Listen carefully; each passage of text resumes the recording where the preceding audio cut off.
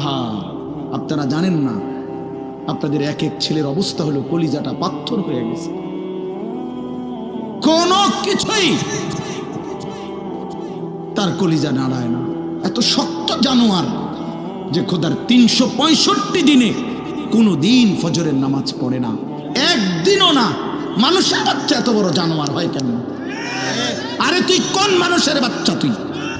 তুই কোন মার দুধ খাইলি? নাফরমান। কেমনে মানুষ হইল? এটা কি ধরনের মানুষ? একদিনও নামাজ পড়ে? ছি ছি ছি ছি ছি, মুসলমানের বাচ্চা এত বড় জানোয়ার হয় কেমনে?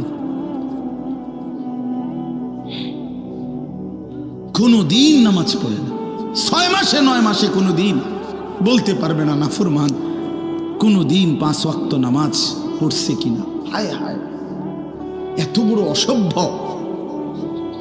মায়ের সন্তান হয় কেমনে? বাবার সন্তান হয় কেমনে? চিন্তা কর। কোনো কিছুই